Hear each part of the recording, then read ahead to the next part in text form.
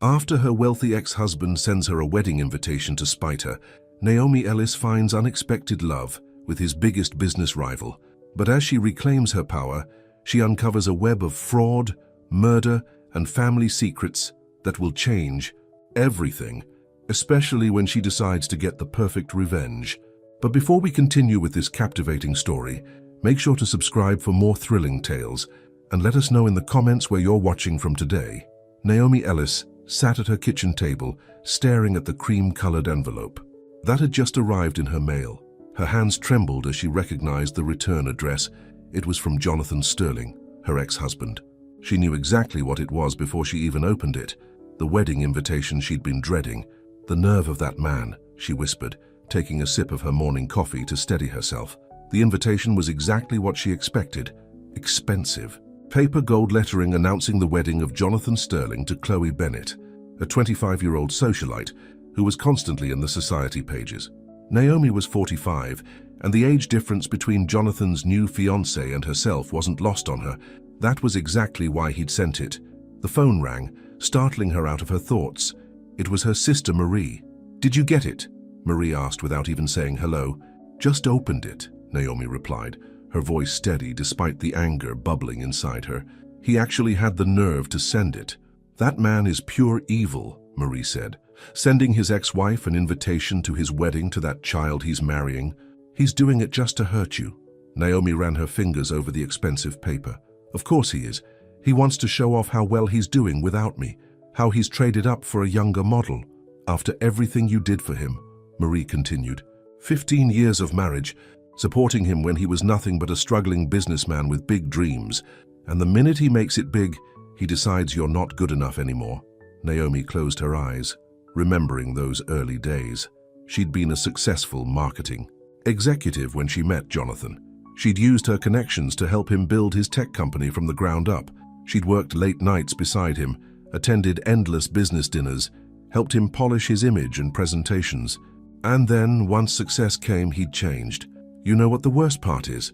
Naomi said, getting up to pour more coffee. "He expects me to either not show up and look like I'm hiding, or come alone and look pathetic. Either way, he wins." "Then don't give him what he expects," Marie said firmly. "You're Naomi Ellis. You're beautiful, successful, and stronger than he ever gave you credit for." Just then, Naomi's cell phone buzzed with a text message. It was from Adrian Cole, Jonathan's biggest business rival. They'd met at a charity gala last month and had kept in touch. Adrian had been nothing but respectful and kind, everything Jonathan wasn't. "Marie, I need to call you back," Naomi said suddenly. "I think I just got an idea." She hung up and looked at Adrian's message. He was asking if she'd like to have dinner with him that evening. A slow smile spread across her face as a plan began to form in her mind. That night, at one of New York's most exclusive restaurants, Naomi sat across from Adrian Cole. He was handsome in a distinguished way, with gray at his temples and kind eyes that crinkled when he smiled. Unlike Jonathan, who had become cold and calculating with success, Adrian had maintained his humanity despite his billions. "So he actually sent you a wedding invitation?" Adrian asked, shaking his head in disbelief after Naomi told him about it. "That's low, even for Jonathan. He wants to show off," Naomi said, taking a sip of wine. "Show me what I lost. How well he's doing without me. How he's moved on to someone younger, someone he thinks better fits his image now." Adrian studied her face carefully. "And what are you going to do about it?" Naomi met his gaze. "That depends. How would you like to be? My date to a wedding?" Adrian's eyes lit up with understanding, and a slow smile spread across his face. Jonathan would hate that. His ex-wife showing up with his biggest business rival? It would drive him crazy. "Exactly," Naomi said. "But I don't want to just show up to spite him. I want to show him exactly what he threw away. I want to remind him that I'm not just the woman who helped build his success. I'm the woman who can stand on her own without him. And I would be honored to help you deliver that message," Adrian said, raising his wine glass in a toast. "To perfect revenge." Over the next few weeks, Naomi and Adrian spent more and more time together. What started as a plan for revenge began to turn into something more. Adrian listened when she talked about her dreams of starting her own consulting firm. He respected her intelligence and valued her opinions, and unlike Jonathan, he wasn't threatened by her strength. "You know," Adrian said one evening as they walked through Central Park, I've always admired how you handled the divorce. You never badmouthed him publicly, never tried to take him for everything he had. You just held your head high and moved forward." Naomi smiled. "My mother always said dignity is the best revenge. But I have to admit, showing up at his wedding with you might not be the most dignified move. Sometimes dignity needs a little help," Adrian chuckled. "Besides, we're not doing anything wrong. We're just two people who enjoy each other's company, attending a wedding we were invited to." As the wedding day approached, Naomi found herself thinking less about getting back at Jonathan and more about her growing feelings for Adrian. He was everything Jonathan used to be before success changed him: kind, supportive, and genuine. And he was everything Jonathan never was: secure enough in himself to celebrate her strengths rather than feel threatened by them.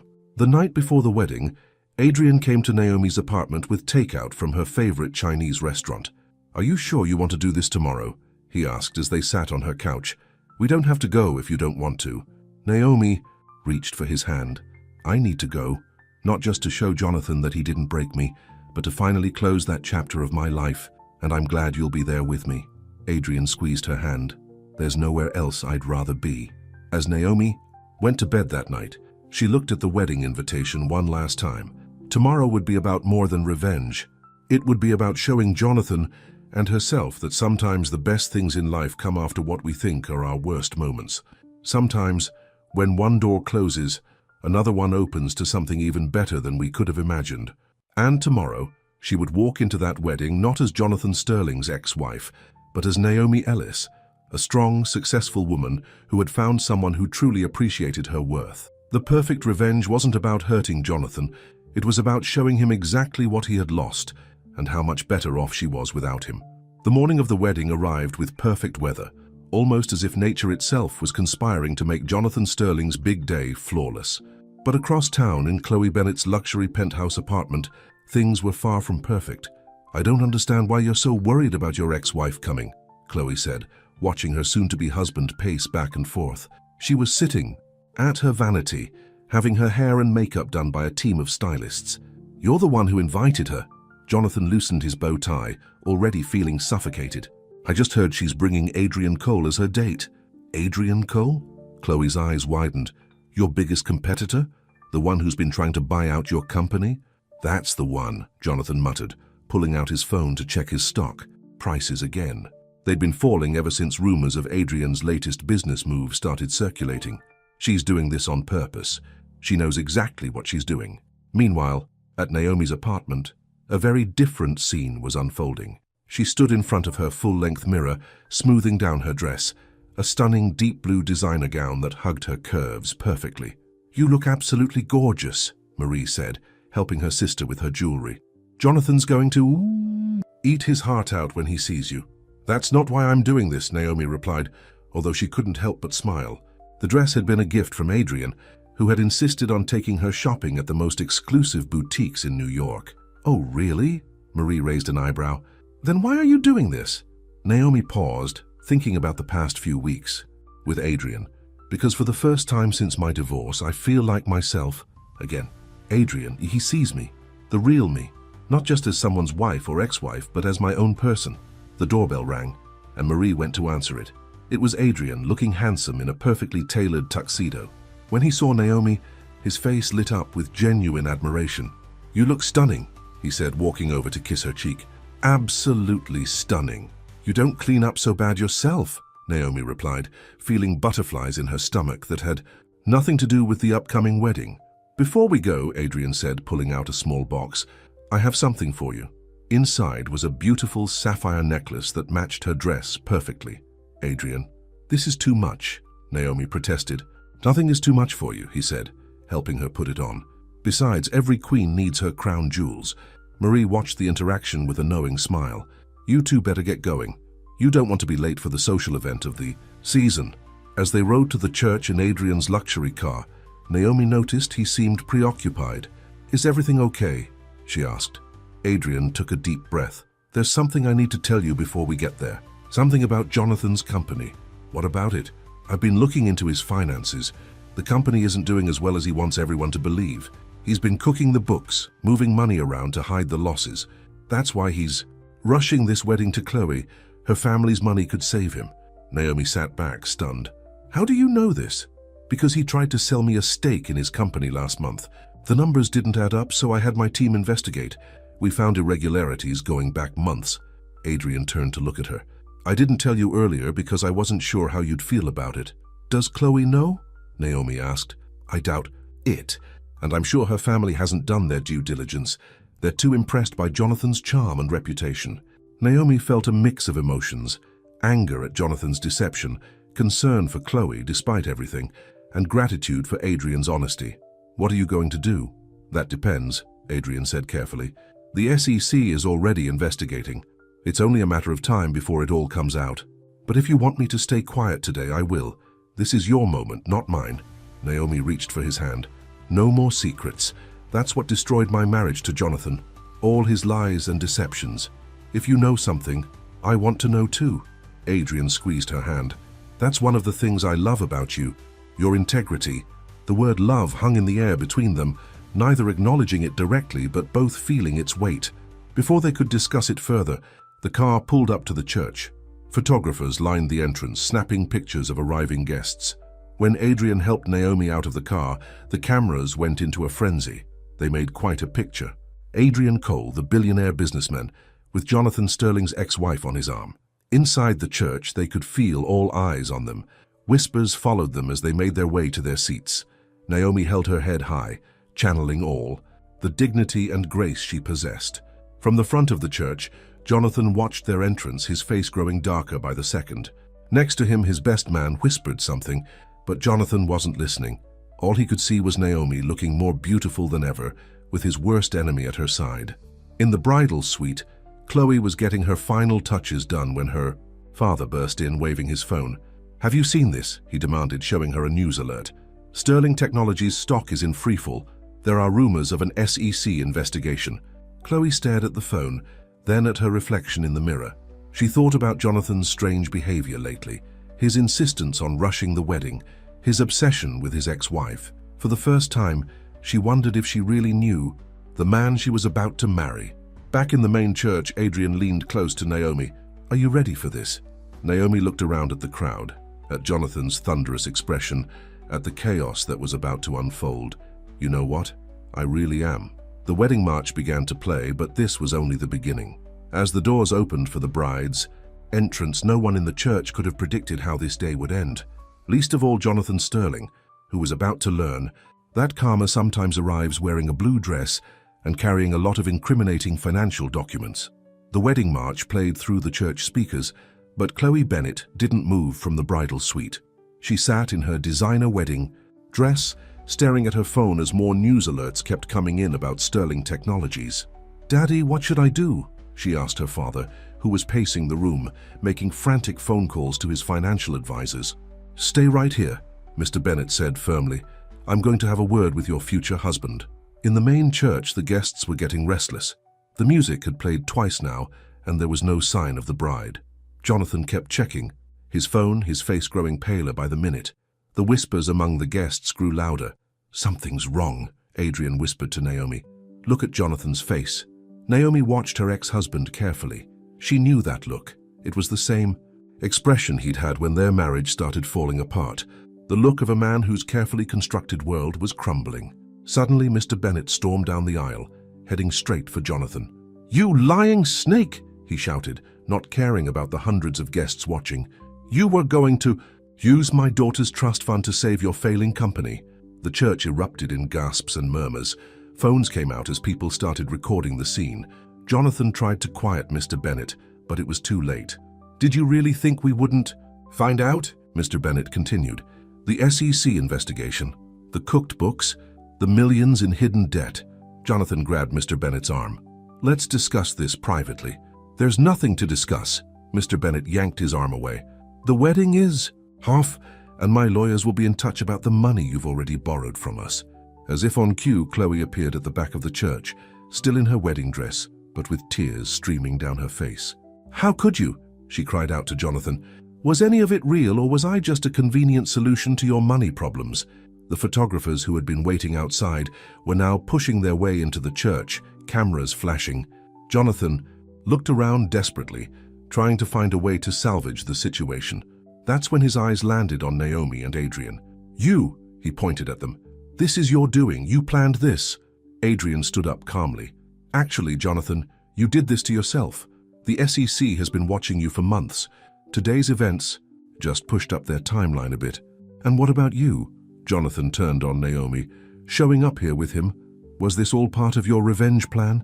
Naomi rose gracefully from her seat. "I came here because you invited me, Jonathan. You wanted to show me how well you were doing without me, how you'd upgraded to someone younger, someone you thought was better suited to your image. But the truth is, you haven't changed at all. You're still the same selfish, insecure man who threw away our marriage because you couldn't handle having a strong woman by your side." The church was dead silent now, everyone hanging on every word. Even the photographers had stopped clicking their cameras. "I supported you when you had nothing," Naomi continued. "I believed in you when no one else did. And how did you repay me? By trading me in like I was last year's model the minute you thought you'd made it big. Well, look at you now, Jonathan. All your lies are finally catching up to you." Chloe walked down the aisle, but instead of going to Jonathan, she stopped next to Naomi. "I should have listened when people told me how you treated your first wife," she said to Jonathan. "I thought they were just jealous of our happiness, but they were right about you all along." Jonathan's face turned red with rage. "This is ridiculous. Adrian Cole put you all up to this. He's been trying to destroy me for years." "No one had to destroy you, Jonathan," Adrian said calmly. "You did that all by yourself. I just made sure the truth came out before you could drag another innocent woman down with you." As if to punctuate Adrian's words, several men in dark suits entered the church, showing their badges. "Jonathan Sterling," one of them called out. "I'm Agent Roberts with the SEC. We need to ask you some questions about Sterling Technologies' financial records." The chaos that followed was like something out of a movie. Jonathan tried to make a run for it, but was stopped by security. Guests were scrambling to get out their phones and record everything. Reporters were shoving microphones in everyone's faces. In the middle of it all, Adrian turned to Naomi. "I think we should get out of here." "Good idea," she agreed, taking his arm. As they walked out of the church together, they could hear Jonathan's angry shouts behind them, demanding to speak to his lawyer. Outside, the afternoon sun was bright, and a warm breeze rustled the decorative flowers that had been set up for the wedding that never happened. "Well," Adrian said as they reached his car, "that wasn't exactly how I planned to tell you this, but I love you, Naomi Ellis." Naomi looked up at him, a slow smile spreading across her face. "You know what? I love you too, even though I just helped ruin your ex-husband's wedding. Especially because of that," she laughed, then grew serious. "You did the right thing, exposing his fraud before he could hurt more people. That's one of the things I love about you, your integrity." Adrian pulled her close. "What do you say we get out of here? There's a little Italian restaurant I know in the Hamptons. Very private, very romantic." "Perfect," Naomi said. "But first, there's something I need to do." She walked over to where Chloe was standing with her father, looking lost and embarrassed. "I know this isn't how you imagined your wedding day," Naomi said gently. "But trust me, finding out the truth now is better than finding out years down the road, after he's taken everything from you. You deserve better than Jonathan Sterling." Chloe wiped away a tear. "Thank you for everything." As Naomi walked back to Adrian's car, she felt lighter than she had in years. Sometimes the best revenge isn't about getting even. It's about making sure justice is served and then moving on to something better. And as Adrian held the car door open for her, Naomi knew that's exactly what she had found. Something much, much better than revenge. The morning after the wedding disaster, Naomi woke up to her phone buzzing non-stop. News of Jonathan's arrest had made headlines everywhere. Tech mogul arrested at his own wedding. Sterling Technologies CEO facing fraud charges. Billionaire's wedding turns into federal investigation. "Turn it off," Adrian mumbled, reaching over to take the phone from her hand. They were at his beach house in the Hamptons, where they'd escaped to after leaving the chaos at the church. "I can't," Naomi said, sitting up in bed. "Marie has called 12 times, and look at this. Jonathan's mother is giving interviews, blaming me for everything." Adrian propped himself up on his elbow. "Margaret Sterling never did like you.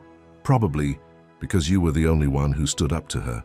She's saying I orchestrated the whole thing with you to destroy Jonathan." Naomi showed him the article. "That I'm a bitter ex-wife who couldn't stand to see him happy." "We both know that's not true," Adrian said, taking her hand. the SEC, had been investigating Jonathan for months.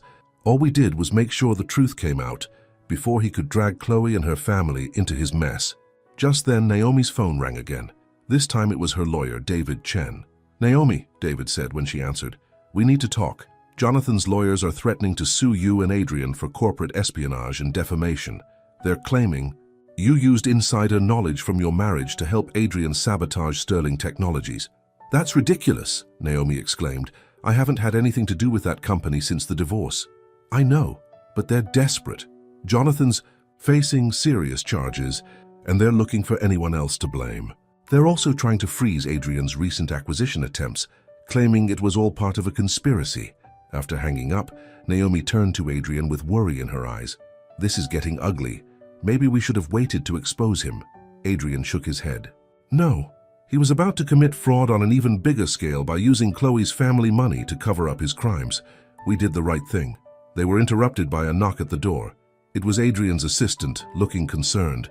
"Mr. Cole, Ms. Ellis, I'm sorry to disturb you, but you need to see this." She handed them a tablet with a live news feed. On the screen, Margaret Sterling was giving a press conference outside the family's mansion. "My son is the victim of a vindictive ex-wife and her new lover," she was saying. "Naomi Ellis never got over Jonathan choosing someone younger and more suitable. She seduced Adrian Cole, Jonathan's biggest competitor, and together they orchestrated this witch hunt to destroy my son's reputation and his company."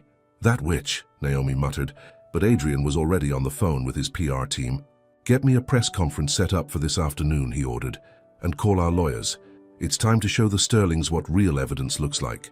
Later that day, at Adrian's office in Manhattan, Naomi sat with a team of lawyers reviewing documents. "Look at this," one of them said, pointing to a spreadsheet. "Jonathan started moving money around right after your divorce. He was using your settlement money to cover up losses.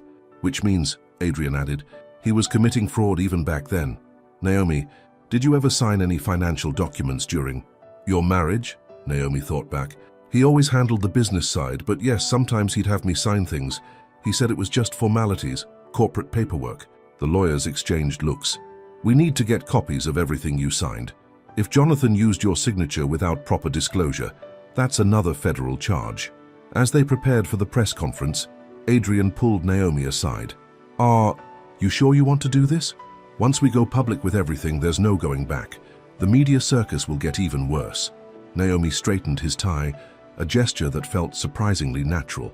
"I spent years letting Jonathan make me feel small, like I wasn't good enough. I'm done hiding." The press conference was held in the grand ballroom of Adrian's corporate headquarters. Reporters filled every seat, cameras flashing as Naomi and Adrian took the stage together. "Ladies and gentlemen," Adrian began, "we're here to address the allegations made by the Sterling family. But rather than deal in accusations and emotional appeals, we're going to deal in facts." He proceeded to lay out a detailed timeline of Jonathan's financial fraud, complete with documentation. When he finished, Naomi stepped up to the microphone. "I was married to Jonathan Sterling for 15 years, she said, her voice strong and clear. "During that time, I watched him build his company from nothing. I supported him, believed in him, and yes, I signed documents he asked me to sign. What I didn't know was that he was using my trust to commit fraud." The room was silent as she continued. "I'm not here seeking revenge. I'm here because the truth matters. Because other people, like Chloe Bennett and her family, deserve to know what kind of man Jonathan really is." After the press conference, as they were leaving through a back entrance, they ran into an unexpected visitor, Chloe. "I saw your press conference," she said, looking tired but determined. "I want to help. My father found some strange documents when he was looking into Jonathan's finances. Documents that prove he was planning to use my trust fund to cover up his losses." Adrian's lawyers quickly ushered Chloe into a private conference room while Naomi and Adrian went up to his office. "You were amazing down there," Adrian said, pouring them both a drink. "How are you feeling?" Naomi took the glass, contemplating the question. "Honestly, I feel free. For the first time since my divorce, I feel completely free of Jonathan's influence." "Good," Adrian said, sitting beside her on the office couch, "because I've been thinking about our future." "Our future?" "Yes. How would you feel about starting your own consulting firm? I know it's been a dream of yours, and I have some connections who would love to work with you." Naomi looked at him suspiciously. "Are you trying to keep me away from the scandal?" Adrian laughed. "No, I'm trying to support your dreams the way Jonathan never did. You're brilliant, Naomi. It's time the world saw that." Before she could respond, Adrian's assistant burst in. "Turn on the news," she said urgently. "Jonathan Sterling just called an emergency press conference." They turned on the office TV, just in time to see Jonathan, looking disheveled and angry, stepping up to a podium outside the courthouse. "This isn't over," he was saying, staring directly into the cameras. "Naomi, Adrian, you think you've won? You have no idea what's coming." Naomi felt Adrian's hand close over hers. "Let him threaten all he wants," he said softly. "We have the truth on our side." As they watched Jonathan continue his rant on TV, Naomi realized something. She wasn't afraid anymore. Jonathan's threats, his mother's accusations, the media circus, none of it mattered. She had found her strength, her voice, and most surprisingly, true love when she least expected it. The path ahead might be rocky, but for the first time in years she was excited about the future. And as she looked at Adrian, she knew she wouldn't be walking that path alone. A week after Jonathan's threatening press conference, Naomi sat in her new office space, surrounded by moving boxes. Adrian had helped her lease a beautiful corner office in one of Manhattan's most prestigious buildings for her consulting firm. The view of Central Park stretched out before her, but she couldn't enjoy it. Her eyes were fixed on her computer screen, reading an email that made her blood run cold. "He's trying to take my house," she said into her phone, talking to her sister Marie. "The house I got in the divorce settlement.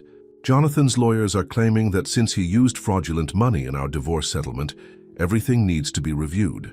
"Can he do that?" Marie asked. "I don't know, but that's not all." Naomi clicked through more emails. "He's contacting all my potential clients, telling them I was involved in his fraud scheme. He's trying to destroy my business before it even starts." There was a knock at her office door. It was Adrian, looking concerned.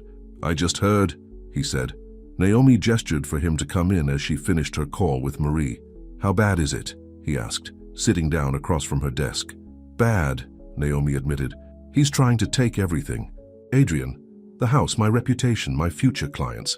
He's even going after the money I earned before we were married, claiming it was all mixed together in our joint accounts." Adrian's face hardened. "This ends now." He pulled out his phone and dialed a number. "Get me Raymond Chen from the FBI's white-collar division. Tell him it's about Jonathan Sterling." Naomi looked at him questioningly. Adrian covered the phone's mouthpiece. "Remember those documents Chloe brought us?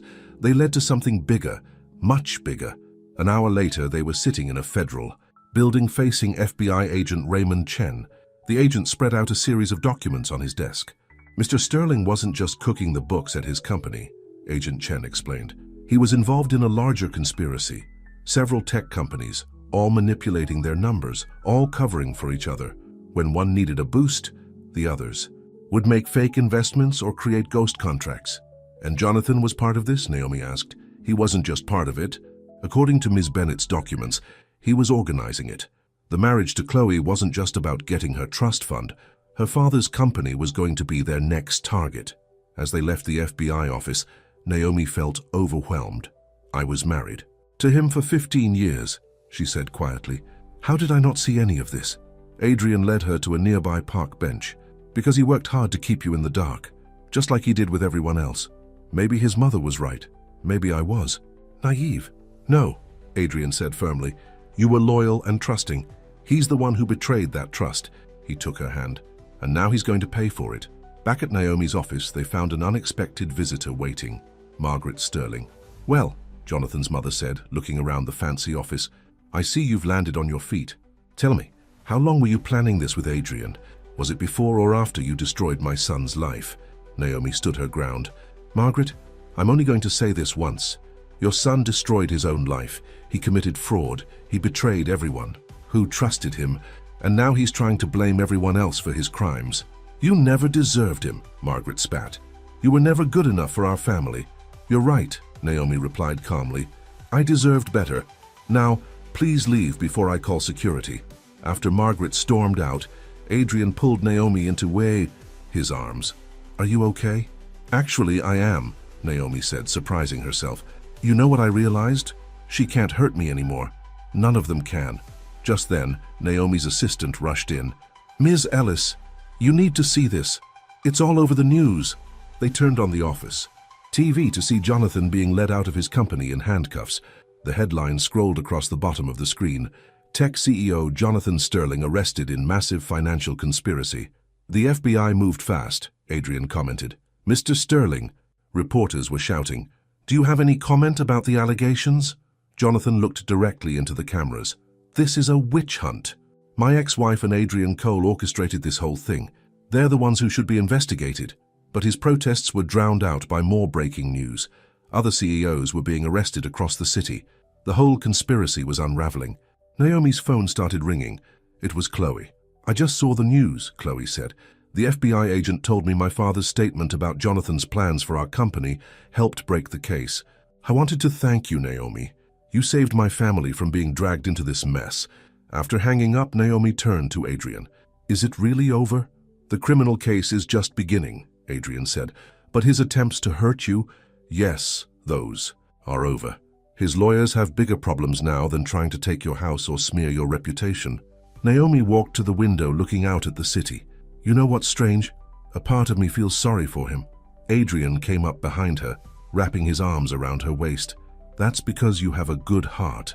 It's one of the many reasons I love you, even with all this drama. Especially with all this drama. He turned her around to face him. Which is why I want to ask you something. Move in with me. Naomi looked surprised. What? I know it's fast, but life is short. And after everything that's happened, I know one thing for certain. I don't want to waste any more time. I love you, Naomi Ellis. Move in with me. Before she could answer, her assistant interrupted again. Ms. Ellis, the FBI is on the phone. They need you to come down to their office. They found something in Jonathan's personal files that they think you should see. Naomi and Adrian exchanged looks. Just when they thought it was over, it seemed there were more surprises in store. Whatever it is, Adrian said, we'll face it together. Naomi squeezed his hand, knowing he was right. The past few weeks had taught her that sometimes the worst moments in life could lead to the best ones. And whatever Jonathan had hidden in those files, she was strong enough to handle it. As they headed to the FBI office, Naomi thought about Adrian's question. Maybe he was right. Maybe it was time to stop letting the past hold her back and start embracing her future, a future that, despite all the drama and chaos, was looking brighter than ever. The FBI office was buzzing with activity when Naomi and Adrian arrived. Agent Chen led them to a conference room where boxes of files were spread across a large table. Ms. Ellis, Agent Chen said, picking up a particular folder, what can you tell me about Project Phoenix? Naomi frowned. I've never heard of it. Really? The agent opened the folder. Because according to these documents, you were listed as a primary consultant on this project during your marriage to Jonathan Sterling. Naomi leaned forward to look at the papers. There was her signature, clear as day, on several documents she'd never seen before. That's impossible, she said, her voice shaking. I never signed these. Adrian picked up one of the documents, studying it closely. This is forged. Look at the date. Naomi was in Europe with me at a technology conference that week. She couldn't have signed this in New York. Agent Chen nodded, making notes. That's what we suspected. Mr. Sterling appears to have been forging your signature on documents for years, Ms. Ellis. He used your credentials and reputation to legitimize several fraudulent projects. But why? Naomi asked. Why keep using my name after the divorce? Because you had something he didn't, Adrian realized. A spotless reputation in the tech industry. People trusted you. Just then, another agent rushed in with a laptop. Sir, you need to see this. We just decoded Sterling's private emails. On the screen, they saw emails between Jonathan and several board members dating back to before their divorce. One particular message caught Naomi's eye. N is getting suspicious about the overseas accounts. Time to implement Plan B. Remember, she needs to be the one to ask for the divorce. That way, no one will look too closely at the books during the settlement. Naomi felt like she couldn't breathe. He planned it, all of it. The affairs, the public humiliation. He wanted me to leave him. Adrian put his arm around her shoulders. Because if you filed for divorce, you'd want to get it over with quickly. You wouldn't want a long public battle. Which is exactly what happened, Naomi said quietly. I just wanted to get away from him. I didn't even fight for my fair share of the company. Agent Chen closed the laptop. Ms. Ellis, I'm going to be honest with you. These documents show that Mr. Sterling has been using your identity to commit fraud for years. The good news is, We can prove these signatures were forged. The bad news is, we need you to testify against him." "Testify?" Naomi looked at Adrian. "You don't have to decide right now," Agent Chen said, "but if you do testify, it would help ensure he can't hurt anyone else." As they left the FBI office, Naomi was unusually quiet. Adrian took her to their favorite restaurant, a small Italian place where they could talk privately. "What are you thinking?" he asked after they were seated. "I'm thinking about all the times I doubted myself," Naomi replied. "All the times I wondered if I wasn't smart enough, sophisticated enough, good enough for him. And now I find out it was all part of his plan. He needed to break you down," Adrian said, "to make you doubt yourself so you wouldn't question what he was doing." Their conversation was interrupted by Naomi's phone ringing. It was Margaret Sterling. "I know what you're doing," Margaret said without preamble. "The FBI just questioned me about Project Phoenix. If you testify against my son, I'll make sure everyone knows about your affair with Adrian." "What affair?" Naomi asked calmly. "Don't play innocent. I have photos of you two together from months before Jonathan's wedding." "You mean the charity gala, where there were hundreds of witnesses and photographers?" "Go ahead, Margaret, show everyone those photos. All they'll prove is that Jonathan was lying when he claimed Adrian and I conspired against him." After hanging up, Naomi looked at Adrian with a small smile. "You know what? I'm going to testify." "Are you sure?" "Yes. For years, Jonathan made me feel powerless. He used my name, my reputation, my trust. It's time to take it all back." Adrian reached across the table for her hand. "Whatever you decide, I'm with you. And about what I asked earlier, about moving in together, there's no pressure. I know this is a lot to handle right now." "Actually," Naomi said, "I've been thinking about that too." Yes, I'll move in with you. Life's too short to let fear hold us back, right?" Their moment was interrupted by breaking news on the restaurant's TV. Jonathan's face filled the screen as reporters announced he was being charged with additional counts of fraud and identity theft. "In a shocking development," the reporter said, "sources say Sterling's ex-wife, Naomi Ellis, may have been an unwitting victim of his schemes for years. Sterling allegedly forged her signature on numerous documents." Naomi turned back to Adrian. "You know what the strangest part is? A month ago, this would have devastated me. But now I just feel sorry for him. Because you're stronger now," Adrian said. "You know who you are and what you're worth." Just then, Naomi's phone buzzed with a text. It was from Chloe. "Just saw the news. I found more documents in my father's office that might help. Can we meet?"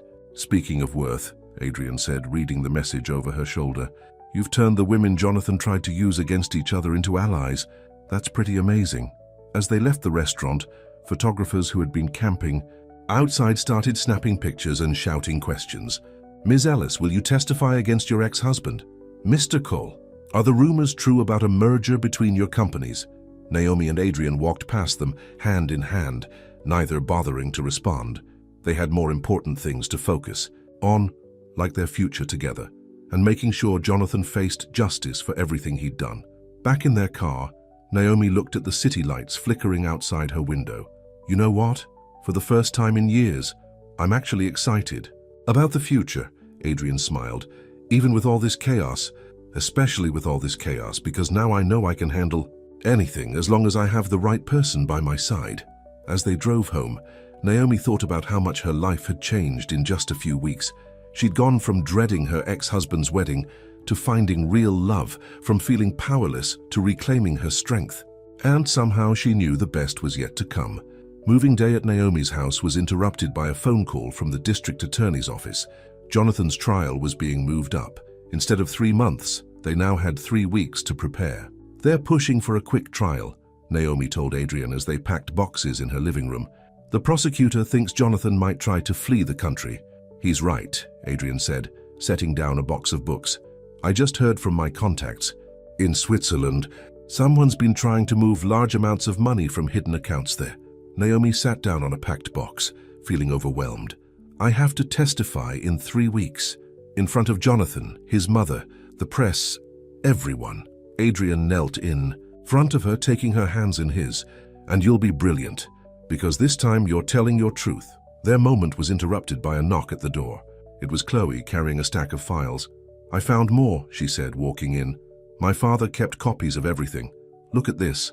She spread the papers on Naomi's coffee table. Jonathan was planning to use my family's company to hide his illegal activities. He had it all mapped out even before he met me. Naomi looked at the documents. These dates, this was right after our divorce. He started planning it the moment you left, Chloe confirmed. He needed a new way to hide his fraud, and my family's company was perfect. Old money, good reputation. No one would look too closely at the books.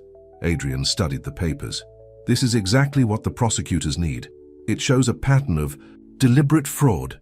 As they went through the documents, Naomi's sister Marie arrived with lunch for everyone.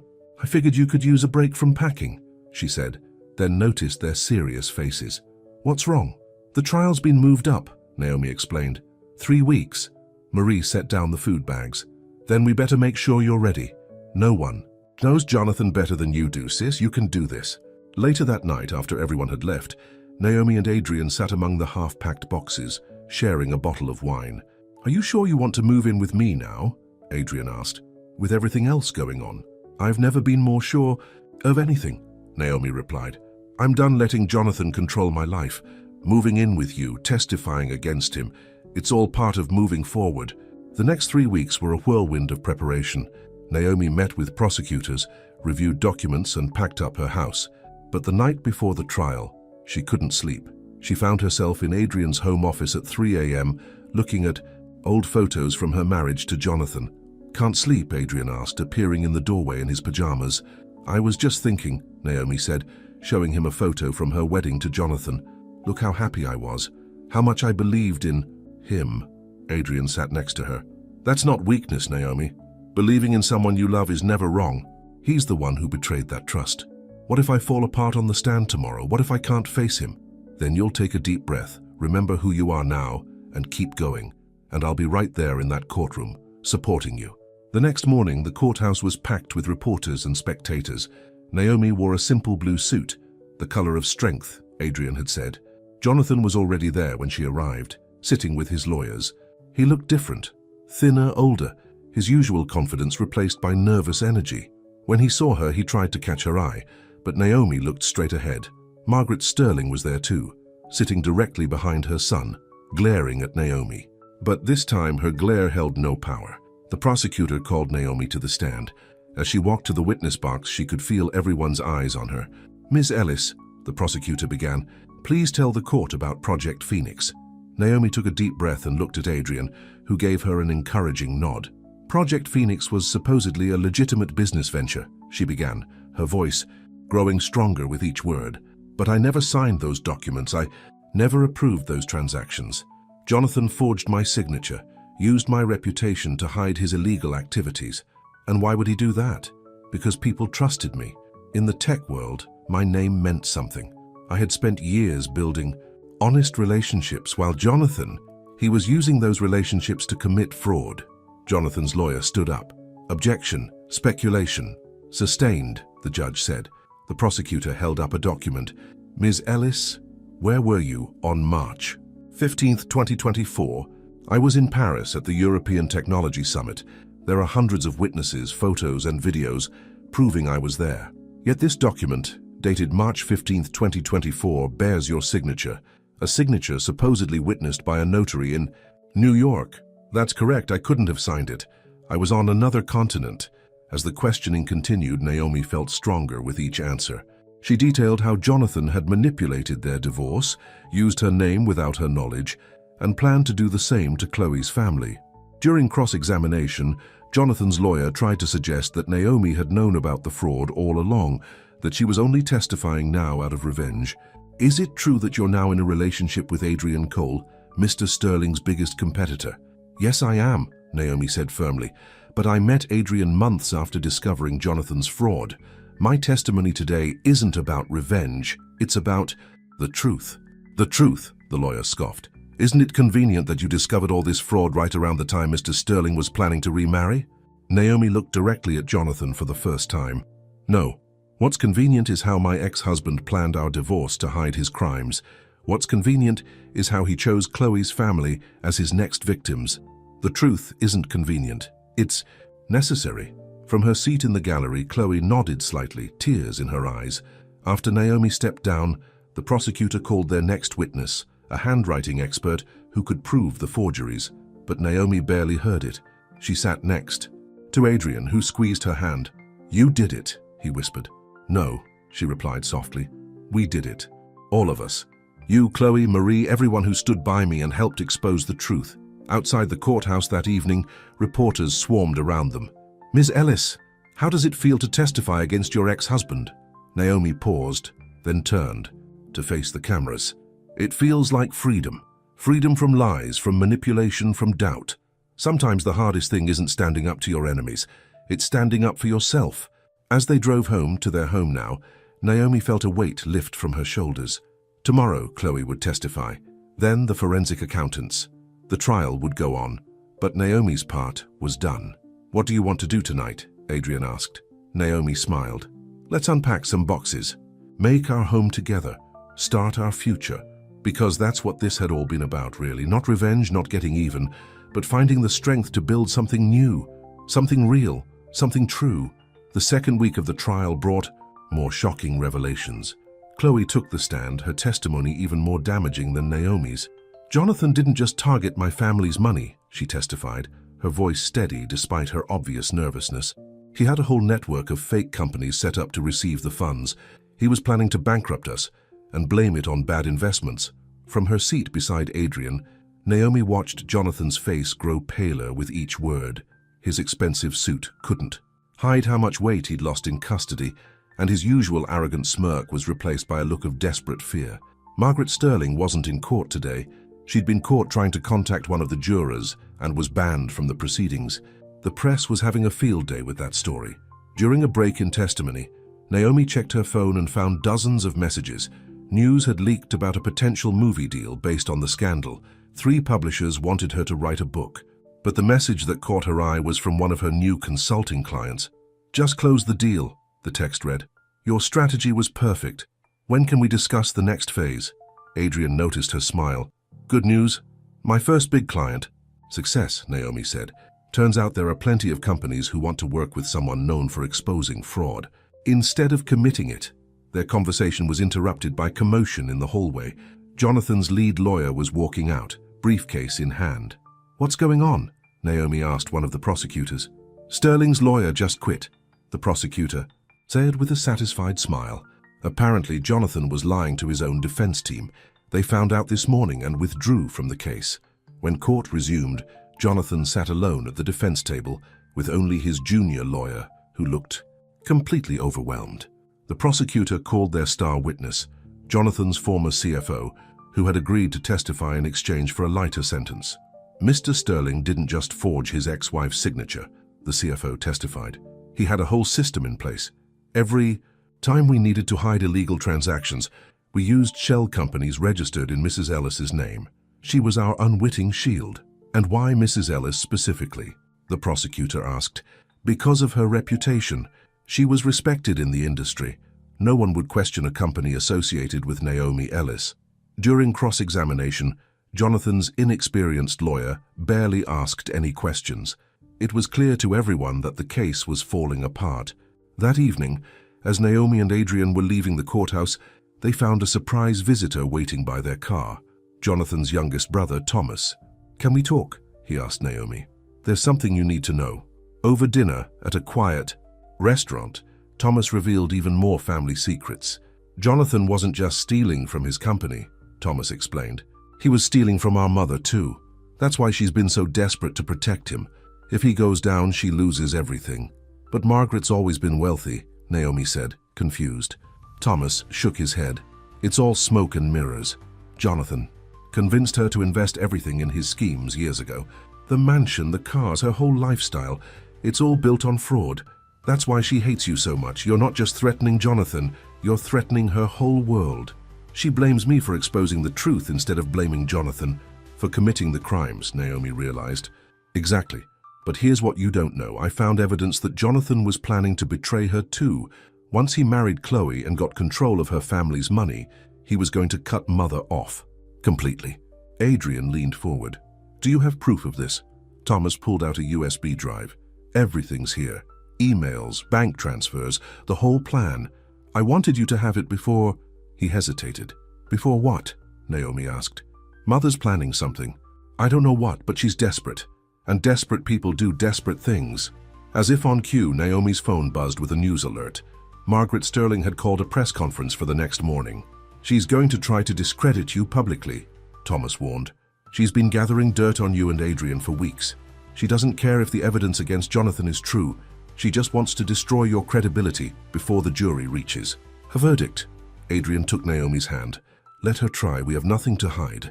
Maybe not, Thomas said, but Mother's very good at making nothing look like something. She's had years of practice helping Jonathan hide his crimes. Back at their apartment, Naomi and Adrian reviewed the files Thomas had given them. They revealed not just Jonathan's betrayal of his mother, but years of family manipulation and lies.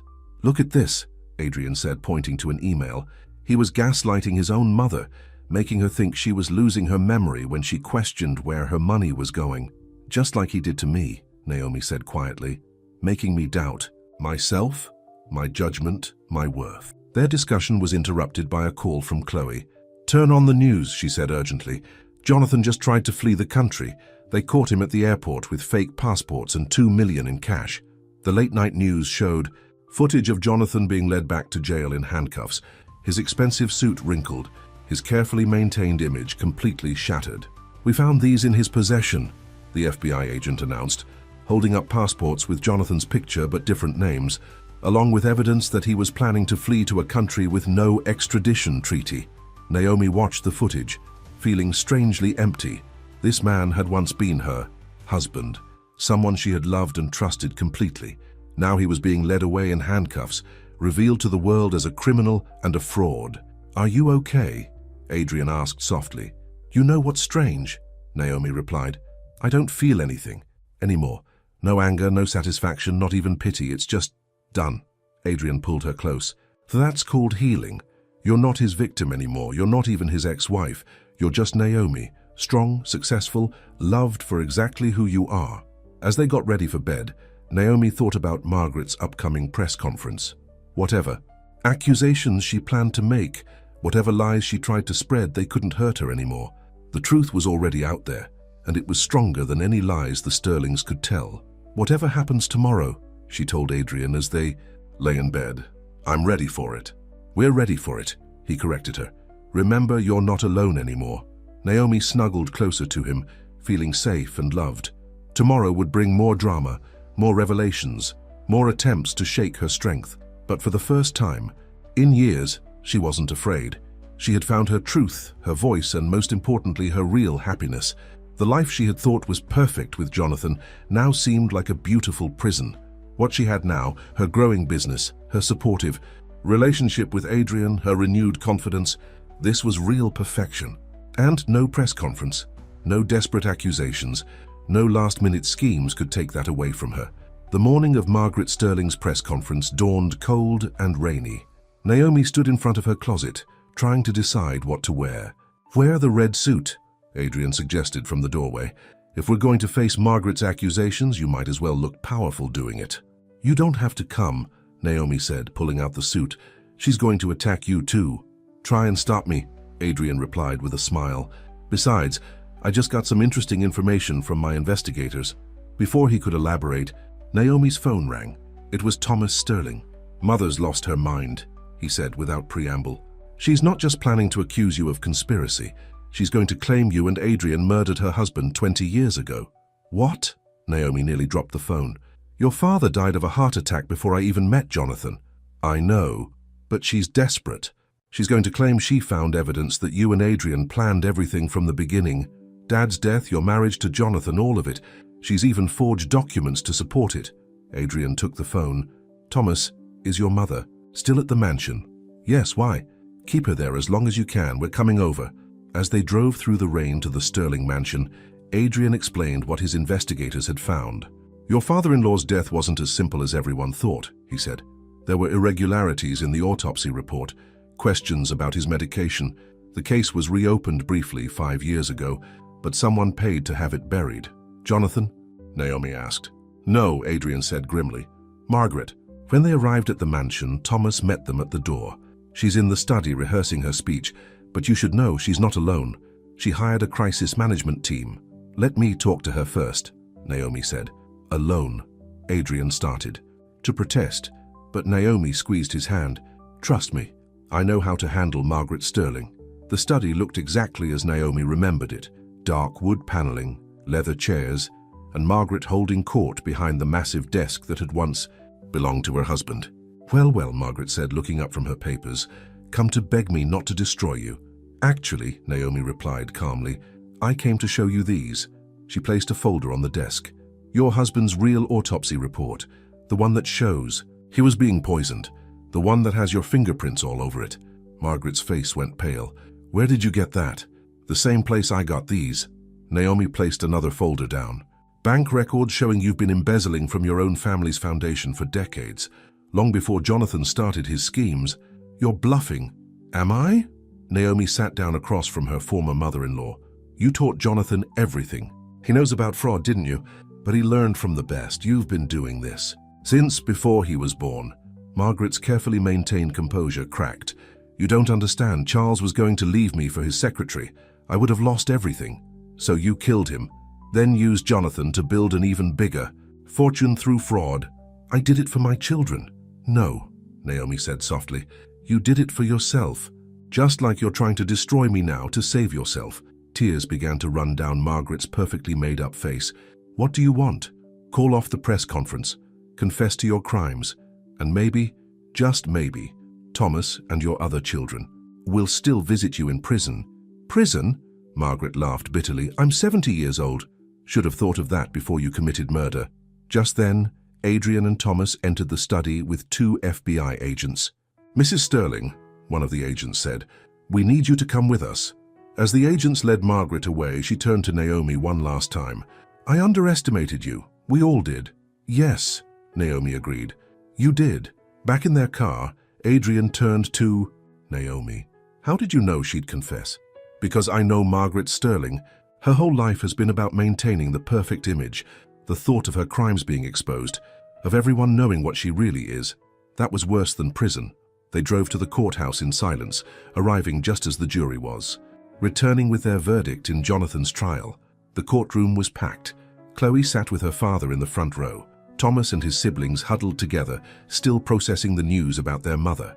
And Jonathan, looking smaller than ever, sat at the defense table alone. "In the matter of the United States versus Jonathan Sterling," the jury foreman read, "on the charge of fraud in the first degree, we find the defendant guilty." As the foreman continued reading the verdicts, guilty on all counts, Naomi felt Adrian's hand slip into hers. "How do you feel?" he whispered. Naomi watched as Jonathan was led away in handcuffs, thinking about everything that had brought them to this moment. The wedding invitation that was meant to hurt her but instead had set her free. The man beside her who had helped her find her strength. The truth that had finally come to light. "I feel like it's finally over," she said. "Really over." Outside the courthouse, reporters shouted questions about Margaret's arrest, about Jonathan's conviction, about what would happen to Sterling Technologies. But Naomi and Adrian walked past them all, heading toward their car and their future. They had a home to finish decorating, a business to build, and a life to live together. "You know what's funny?" Naomi said as they drove home. "Jonathan sent me that wedding invitation thinking it would be the final blow to my happiness. Instead, it was the beginning of everything good in my life." Adrian smiled. "Sometimes the things meant to break us end up making us stronger." As they pulled into their driveway, Naomi looked at the home they now shared. Through the windows, she could see the boxes they still needed to unpack, the life they were building together. "Ready to go in?" Adrian asked. Naomi looked at him. This man who had helped her find justice, who loved her strength instead of fearing it, who had shown her what real partnership meant. "Ready for anything," she replied, because she was. The Sterling's perfect facade had crumbled, revealing the rot beneath. But Naomi had built something real, something true, and that was better than perfect any day. 1 year later, Naomi stood in front of the mirror in her office, adjusting her dress before the biggest presentation of her career. Her consulting firm had grown from a single client to become one of the most respected names in corporate ethics and fraud prevention. "Ready?" Adrian asked, appearing in her doorway with 2 cups of coffee. "Almost," she replied, taking one of the cups. "Did you see the morning news?" They both knew what she was talking about. Jonathan Sterling had been sentenced to 20 years in prison. and Margaret Sterling had finally pleaded guilty to her husband's murder. The Sterling family saga was front-page news again. "Thomas called," Adrian said. "He and his siblings are selling the mansion. They're using the money to repay everyone their mother and Jonathan stole from." Naomi nodded, thinking about how much had changed in just 1 year. The Sterling empire had crumbled, but from its ashes, something better had grown. Her phone buzzed with a text from Chloe. "Guess who just got engaged? He's a kindergarten teacher, the complete opposite of Jonathan."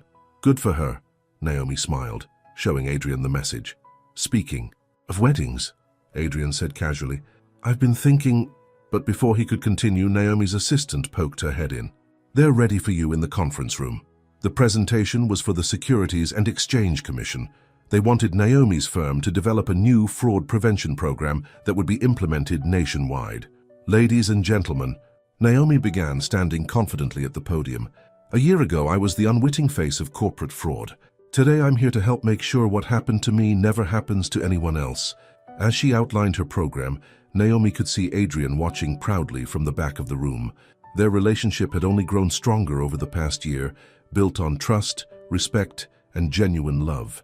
After the presentation, which was met with a standing ovation, they had lunch in their favorite Italian restaurant, the same one where they'd hidden from reporters during the trial. "You were amazing today," Adrian said, pouring her a glass of wine. "We were amazing," Naomi corrected him.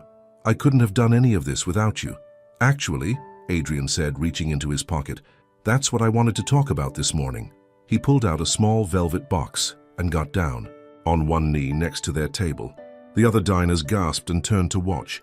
"Naomi Ellis?" he said, opening the box to reveal a stunning emerald ring. "This past year has shown me what real love looks like. It's not about control or image or power. It's about partnership, trust, and making each other stronger. Will you marry me?" Tears sparkled in Naomi's eyes as she looked at the man who had helped her find justice, who had supported her dreams, who had shown her what true love really meant. "Yes," she whispered, then louder, "Yes." The restaurant erupted in applause as Adrian slipped the ring on her finger and kissed her. Later that evening, they hosted a dinner party at their home to celebrate both the engagement and the success of Naomi's presentation. Marie was there, along with Thomas Sterling and his siblings, Chloe and her new fiancé, and several of their closest friends. "I'd like to make a toast," Thomas said, raising his glass, "to Naomi and Adrian. Thank you for helping us see the truth about our family and for showing us that it's never too late to start over. And to new beginnings," Chloe added, smiling at her kindergarten teacher fiancé. After their guests had left, Naomi and Adrian stood on their balcony, looking out at the city lights. The emerald ring sparkled on her finger, catching the moonlight. "Happy?" Adrian asked, wrapping his arms around her. "More than I ever thought possible," Naomi replied. "You know, when Jonathan sent me that wedding invitation, he thought he was going to break me. Instead, he set me free. Sometimes the best revenge isn't about getting even," Adrian said. "It's about living well and finding real happiness." "Speaking of happiness," Naomi turned to face him, "I have some news of my own." She took his hand and placed it on her stomach. Adrian's eyes widened. "Are you?" Naomi nodded, tears of joy in her eyes. "I found out this morning. We're going to have a baby." Adrian swept her up in his arms, spinning her around as they both laughed with pure joy. Inside their home, on the mantel, sat a framed wedding invitation, the one Jonathan had sent to hurt Naomi. But now it served as a reminder that sometimes life's worst moments can lead to its greatest blessings. The next morning, as they lay in bed planning their future, Naomi thought about how far she'd come. From a woman who had doubted her worth to a successful businesswoman about to marry the love of her life and start a family. From someone who had been controlled by the Sterlings to someone who had helped bring their crimes to light. "What are you thinking about?" Adrian asked, noticing her thoughtful expression. "About perfect revenge," Naomi replied, snuggling closer to him. "And how it turned out to be nothing like I expected. It wasn't about hurting Jonathan or his family. It was about finding my own strength, my own happiness, my own truth. And," Adrian prompted with a smile, "and finding you," she said, kissing him softly. That was the most perfect revenge of all. Outside their window, the sun rose on a new day, full of promise and possibility. The Sterling saga was finally over, but Naomi's story her real story, was just beginning. And this time it wasn't about revenge or redemption. It was simply about love, truth, and the joy of living life on her own terms. The end.